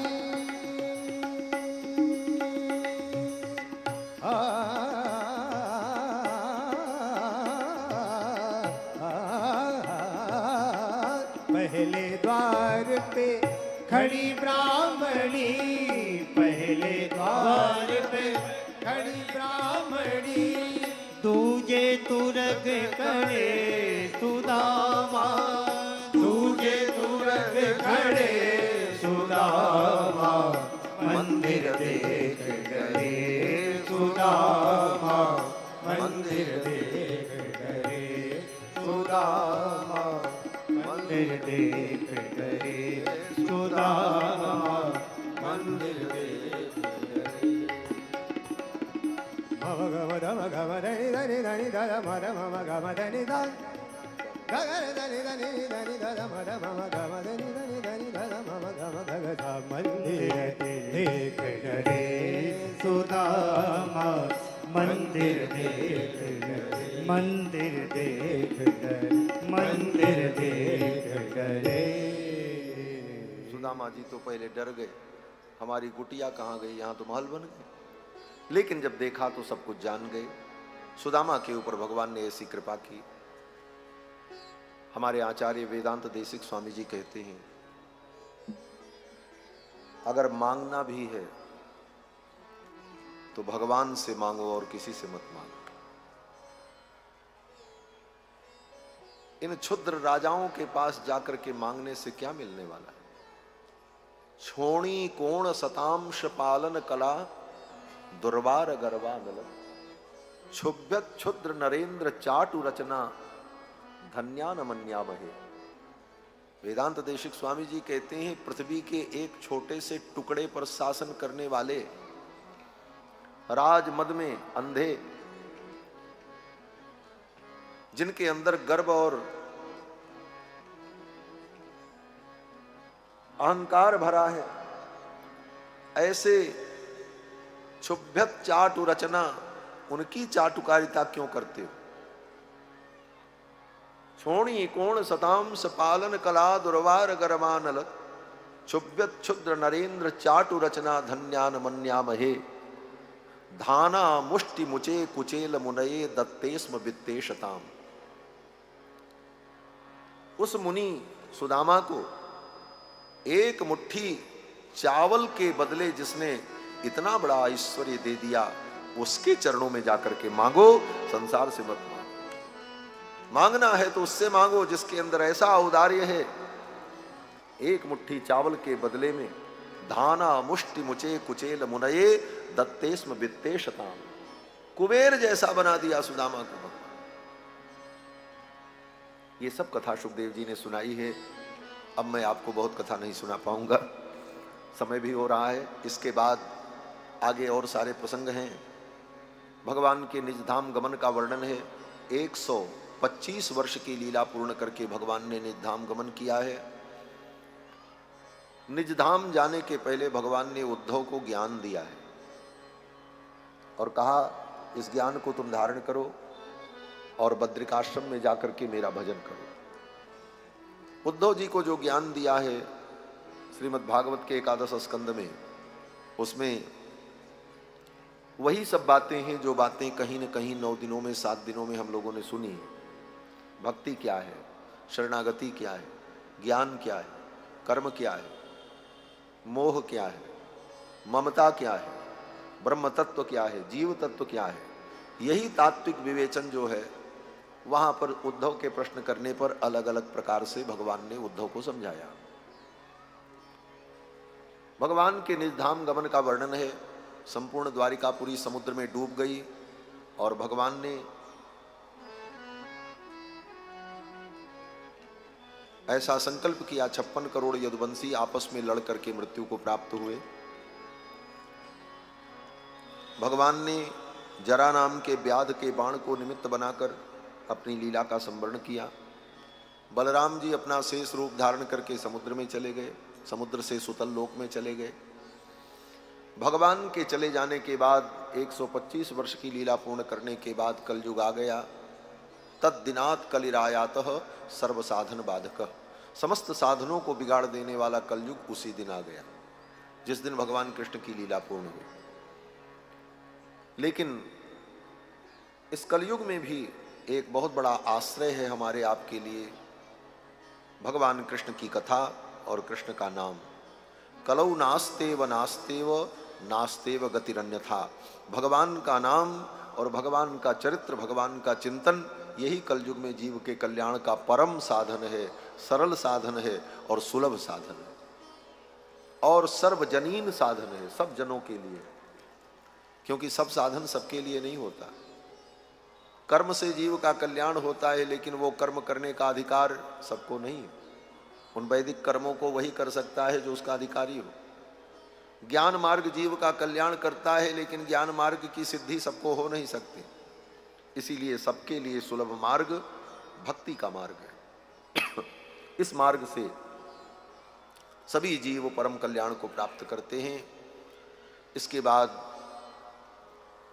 सुखदेव जी ने राजा परीक्षित को कहा, राजन अब तुम भगवान का चिंतन करो और मैं जा रहा हूं। सुखदेव जी ने कहा, राजन तुम ये मत सोचना कि तुम मरोगे। राजन तुम मरिष्येति पशु बुद्धि मिमाम जहि। ये पशु बुद्धि है कि मैं मरूंगा। आज उद्बोधन में माननीय पूर्व केंद्रीय मंत्री अश्विनी चौबे जी ने कहा कि ये भागवत मृत्यु के भय से हमें मुक्त करती है। मृत्यु के भय से मुक्त होना क्या है? सच में ये भागवत हमें मृत्यु के भय से मुक्त करती है, मृत्यु के भय से हमें बचाती है। लेकिन इसके साथ साथ ये भी समझना, मृत्यु से नहीं बचाती है, मृत्यु के भय से बचाती है। मृत्यु तो होगी, मरना तो पड़ेगा, लेकिन मरने का जो भय है हमारे अंदर, वो भय दूर हो जाएगा इस कथा को सुनकर। ये मृत्यु के भय को दूर करती है। काल ब्याल मुख ग्रास त्रास निर्णास हेतवे। काल रूपी ब्याल के मुख के हम ग्रास बने हैं। इसका जो त्रास है, जो भय है, उस भय का नाश कर देती है ये कथा। मृत्यु तो होगी, लेकिन मृत्यु का डर खत्म हो जाएगा। और मृत्यु का डर हमारे जीवन से समाप्त हो जाए, यही कृतकृत्य होना है। आचार्य वर्णन करते हैं कि प्रायेणा कृतकृत्यत्वात् मृत्युर उद्विजते जनाः। प्रायः संसार में लोग मृत्यु से डरते हैं। क्यों डरते हैं? तो कहते हैं प्रायेण कृतकृत्यत्वा, वो कृतकृत्य नहीं हुए इसलिए डर लगता है। जो प्राणी कृतकृत्य नहीं हुआ वह व्यक्ति मरने से डरता है, सीधी बात। ये कृतकृत्य होना क्या है? कृतकृत्य किसे कहते हैं? तो कृतकृत्य का शाब्दिक अर्थ है कृत्य। कृत्य माने जो हमको करना चाहिए और उसको हमने कर लिया। कृत माने कर लिया। जो कृत्य है उसको हमने कृत कर लिया अर्थात कर लिया, इसी का नाम कृतकृत्य होना है। कृतकृत्य का मतलब हमने अपने कर्तव्य को कर लिया। तो मनुष्य अपने जीवन के कर्तव्य को ठीक से कर ले, यही कृतकृत्य होना है। और सबसे बड़ा कर्तव्य मनुष्य जीवन का क्या है कि तत्व को समझकर भगवान के चरणों में शरणागति कर लो और सब कुछ भगवान के ऊपर छोड़कर निश्चिंत हो जाओ। यही भागवत सिखाती है और इसी से मृत्यु का भय समाप्त हो जाता है। क्या डर है? कृतकृत्याः प्रतीक्षन्ते मृत्युम प्रियमिवातिथिम। जो कृतकृत्य प्राणी होता है वो मृत्यु की प्रतीक्षा करता है। कैसे? बोले जैसे कोई अतिथि आने वाला हो, वो डरता नहीं। जैसे अतिथि के आने का उत्साह होता है, उसी तरह कृतकृत्य प्राणी अपने मृत्यु को भी उत्साह पूर्वक स्वीकार करता है। कबीरदास जी कहते हैं, मरने से सब जग डरे, मेरे मन आनंद, कब मरिहों कब भेंटियों पूर्ण परमानंद। ये कृतकृत्य होना है। मृत्यु का भय समाप्त कर देती है ये कथा। सुखदेव जी ने कहा, राजन तुम ये मत सोचना कि तुम मरोगे, तुम नहीं मरोगे, ये शरीर तुम्हारा मरेगा और शरीर को तो मरना ही। ये पहले से ही मिट्टी का बना है और मैं जा रहा हूं। जैसे सुखदेव जी आए थे वैसे ही उठ करके चल पड़े। राजा परीक्षित ने चरणों में प्रणाम किया और कहा कि सिद्धोस्मि अनुगृहीतोस्मि भवता करुणात्मना। हे करुणात्मन, आपके उपदेश से मेरा मोह दूर हो गया और मैं सिद्ध हो गया। श्रावितो यच्च साक्षात अनादि निधनो हरि। आपने हमको जो सुनाया है वो क्या है? बोले साक्षात हरि है। कितनी विलक्षण बात है। राजा परीक्षित ये नहीं कहते कि आपने हमको हरि की कथा सुनाई है। राजा परीक्षित कहते हैं आपने जो हमको सुनाया है यही भगवान है। आपने हरि को सुनाया और इन शब्दों के रूप में भगवान हरि। बस 2 मिनट है? 2 मिनट में विराम की ओर चल रहे हैं। हम तो बोलते रहेंगे, बोलने की आदत है हमारी, क्या करें। श्री सीतारामचंद्र भगवान की जय। तो ये भी भगवान की कृपा ही है कि गला इतना खराब है, इतनी दवा, इतना गरारा,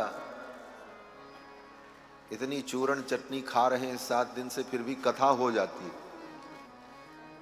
और काम नहीं हो पाता। वहां भी बोल नहीं पाते हैं। सवेरे आरती होती तो आरती में अर्चना बोलने में दिक्कत होती, 2 दिन से यही हो रहा था। लेकिन यहाँ आने के बाद व्यासपीठ पर भगवान की कृपा कि 3 घंटे बोलने का साहस हो जाता है।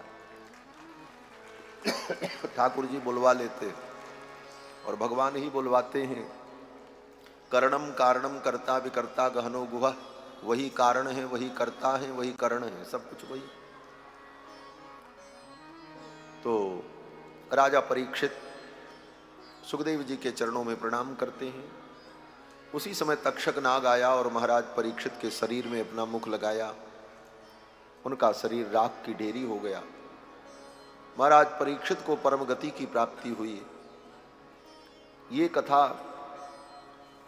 सूत जी महाराज सौनकादि मुनियों को नैमिषारण्य में सुनाते। इस उपाख्यान को सूत जी कहते हैं, हे मुनियों, बाद में राजा परीक्षित के पुत्र जन्मेजय ने सर्प सत्र किया आस्तिक मुनि ने आकर के उन्हें समझा बुझा करके वो यज्ञ बंद कराया। उसके बाद सूत जी महाराज ने शौनकादि मुनियों को भगवान बाल मुकुंद की कथा सुनाई। मार्कंडे मुनि ने एक बार भगवान से कहा कि हम आपकी माया देखना चाहते हैं। ये भगवान के भक्त भी बड़े विचित्र विचित्र होते हैं, इसलिए भगवान के भक्तों की रहनी और करनी को जान पाना बड़ा कठिन है। एक भक्त सुखदेव जी हैं जो कहते हैं मैं भगवान की माया को नहीं देखना चाहता हूं, मैं गर्भ से बाहर आऊंगा तो भगवान की माया पकड़ लेगी। और एक भक्त मार्कंडे महर्षि हैं जो भगवान से कहते हैं प्रभु मैं आपकी माया देखना चाहता हूं, आप अपनी माया हमको दिखाओ। क्या बात, दोनों प्रकार के भक्त हैं इसी भागवत में। मार्कंडे जी को भगवान ने अपनी माया दिखाई, सब कुछ प्रलय हो गया। मार्कंडे जी उस प्रलय के जल में तैर रहे हैं, कहीं पैर रखने की भी जगह नहीं। तैरते तैरते कहीं जब पैर नहीं टिका तो दिखा एक बट वृक्ष, और वो बट वृक्ष आपके तीर्थराज प्रयाग का बट वृक्ष, सतीर्थराजो जयति प्रयागः, वो बट वृक्ष दिखाई पड़ा, अक्षय बट, वो प्रलय में भी नष्ट नहीं होता। और उसी बट वृक्ष के पत्तों के बीच में भगवान बालक बनकर के लेटे और अपने पैर के अंगूठे को मुख में रख करके भगवान पी रहे थे। करारविंदेन पदारविंदम मुखारविंदे विनवेशयंतम बटस्य पत्रस्य पुटे शयानम बालम मुकुंदम मनसा स्मरामि। भगवान बाल मुकुंद अपने पैर के अंगूठे को मुख में रख करके पी रहे थे। मार्कंडे जी ने देखा, पेड़ की डाली पकड़ करके उसी वृक्ष के आश्रय में थोड़ा विश्राम करने लगे। देखा इस प्रलय में सब कुछ नष्ट हो गया और ये बालक इस बट वृक्ष के बीच में पत्तों के बीच में चैन से अपने पैर के अंगूठे को पी करके खिलखिला रहा है। सब कुछ नष्ट हो गया, ये कौन है? तब मार्कंडे जी को अनुभव हुआ सब कुछ के नष्ट हो जाने पर जो बचता है वही तो भगवान है। सब कुछ समाप्त होने के बाद जो शेष है वही तो परमात्मा है। मूल तत्व वही है। जैसे आपके सामने एक सोने का कंगन रख दिया जाए, एक अंगूठी रख दी जाए, एक गले का हार रख दिया जाए, कुछ और भी सोने के आभूषण हो रख दिए जाएं, लोटा गिलास कटोरी जो मान लो, अब इन सबको नष्ट कर दो। कैसे नष्ट होगा? बोले साहब को उठा करके आग में डालो, साहब गल जाएगा। न गिलास बची, न अंगूठी बची, न हार बचा, सब नष्ट हो गया। लेकिन एक चीज बचा। बोले क्या बचा? बोले सोना। अंत में सब सोना गल करके बच गया, गिलास गई, अंगूठी गई, हार गया, लेकिन जो कारण द्रव्य था, जिस कारण द्रव्य से वो सब बना था, वो बच गया, वही शेष बचा, वही भगवान है। ये सब कुछ भगवान से उत्पन्न है, सबके कारण भगवान है। सब कुछ नष्ट हो जाने पर जो अवशिष्ट है, जो बचा रहता है शेष तत्व, वही भगवान है। यही भगवान का स्वरूप है। फिर तो और वो तत्व जो बचता है वो पहले भी रहता है और बीच में भी रहता है और बाद में भी रहता है।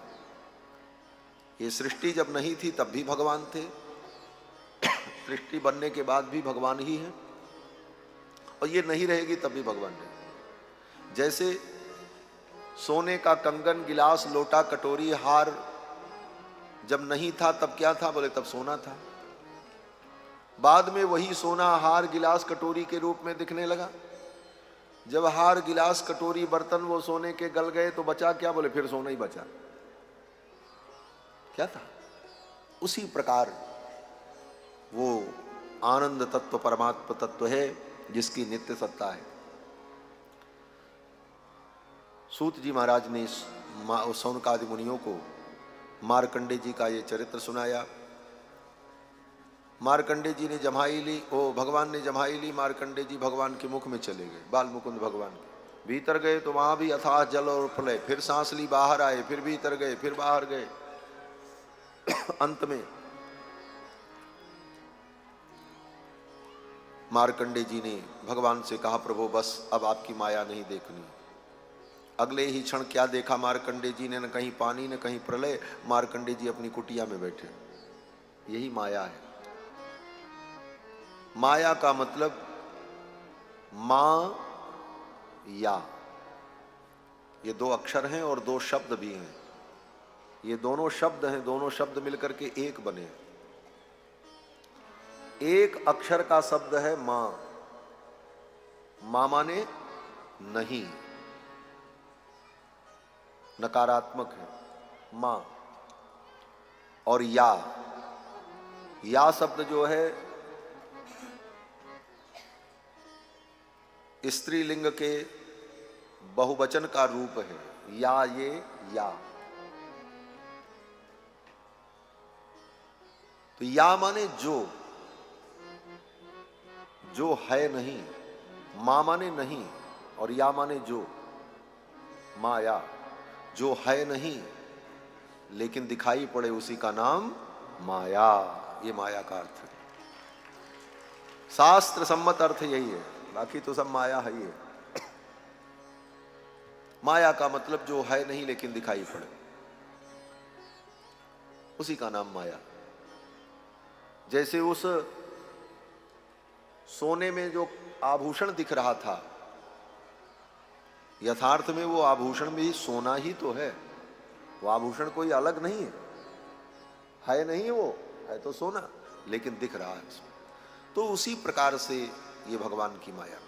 ये सब कथा सुनाई, 18 पुराणों का नाम बताया, उनकी श्लोक संख्या बताई, और अंत में भगवान की विभूति का वर्णन सूत जी ने सुनाया सौनकादि मुनियों को। उस विभूति में ये वर्णन सुनाया है कि भगवान का मुकुट क्या है, भगवान का पीतांबर क्या है, भगवान के कान के कुंडल क्या हैं,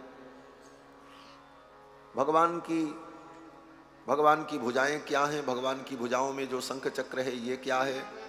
इन सब का जो महत्व है, इनका जो वास्तविक स्वरूप है, उसका वर्णन एक अध्याय में सुखदेव जी ने राजा परीक्षित को सुनाया। योग और सांख्य जो दर्शन है, ये भगवान के कान के कुंडल है। भगवान की मुस्कुराहट जो है वही माया है। भगवान की जो भुजाएं हैं वही दिक्पाल इंद्र हैं। भगवान की भुजा में जो चक्र है वो अग्नि तत्व है। भगवान की भुजा में जो शंख है वो जल तत्व है। भगवान के गले में जो कौस्तुभ मणि है वो जीव तत्व है। ये जितने जीव हैं वो सब कौस्तुभ मणि के रूप में भगवान के हृदय में ही सदा रहते। इस प्रकार से बोले महाराज, जब सब जीव भगवान के हृदय में ही रहते हैं तो ये संसार की माया। बोले इसको आप ऐसे समझो, जैसे कभी आपने प्रोजेक्टर देखा होगा, अब आजकल तो सब सुविधा होती है, उधर से जैसे पुराने जमाने में फिल्म चलती थी तो रील तो वहां चलती थी पीछे, लेकिन पीछे से फोकस मारा गया तो सामने पर्दे पर वो सब चलता हुआ दिख रहा।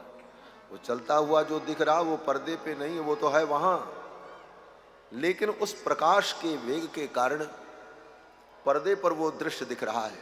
उसी प्रकार हम आप जितने जीवात्मा हैं वस्तुतः भगवान के हृदय की कौस्तुभ मणि के रूप में ही विद्यमान हैं, लेकिन उन परमात्मा की माया के परिणाम स्वरूप ये संसार की लीला चल रही है।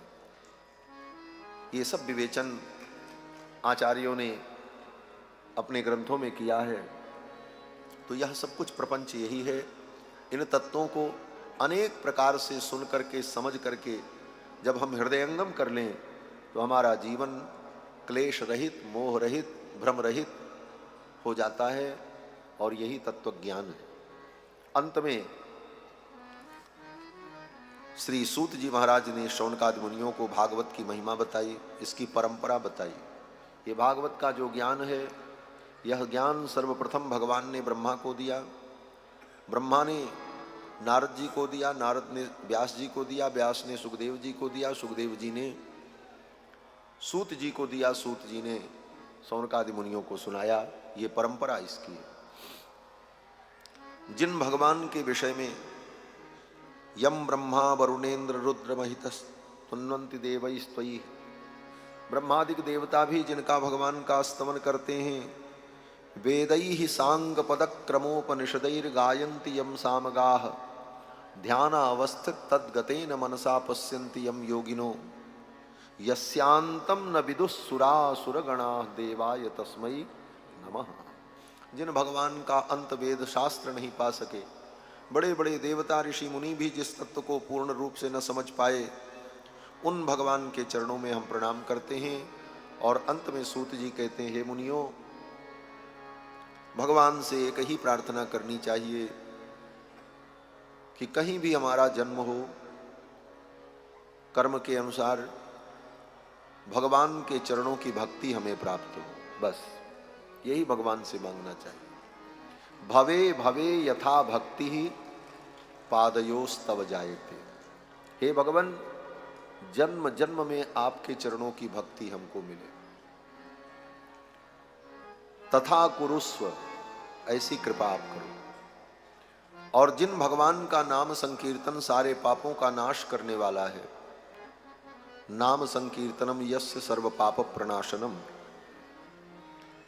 प्रणामो दुख समन, जिनको प्रणाम करने पर सारे दुख का समन हो जाता है, उन भगवान हरि को हम प्रणाम करते हैं। ये कह करके सूत जी ने अपनी वाणी को विराम दिया है। ये भागवत का अंतिम श्लोक है। तो भागवत के अंतिम इन 2 श्लोकों का उच्चारण करके हम लोग इस भागवत को पूर्णता प्रदान करेंगे। और मैं प्रार्थना करूंगा आप सभी लोगों से कि अपने अपने जगह पर सावधान होकर सीधे होकर के बैठ जाएं, थोड़ा आलस्य छोड़कर, और हाथ जोड़कर भगवान से यही प्रार्थना करनी है, हे प्रभु, 7 दिन हम सब लोगों ने भागवत श्रवण की, जो भी हमने सत्कर्म किया, हे प्रभु, इसका फल यही प्राप्त हो कि आपके चरणों की भक्ति हमें प्राप्त हो जन्म जन्म। तो पहले मैं बोलूंगा, फिर आप बोलेंगे, और आप चिंता मत करोगे, आप चिंता मत करो, हम उतना बोलेंगे जितना आप बोल पाएंगे। तो दोनों श्लोकों का हम सभी लोग उच्चारण करके भगवान से प्रार्थना करें, फिर इस भागवत जी को पूर्णता प्रदान करेंगे। श्री वृंदावन बिहारी लाल की जय, श्री भागवत भगवान की जय। भवे भवे यथा भक्ति भवे भवे यथा भक्ति पादयोस्तव जायते, पादयोस्तव जायते, तथा कुरुस्व देवेश, तथा कुरुष्व देवेश, नाथस्त्वन्नो यतः प्रभो, नाथस्त्वन्नो यतः प्रभो। नाम संकीर्तनं यस्य, नाम संकीर्तनं यस्य सर्वपाप प्रणाशनं, सर्वपापप्रणाशनं, प्रणामो दुःख समनः, प्रणामो दुःखशमनः। तं नमामि हरिं परं, तं नमामि हरिं परं।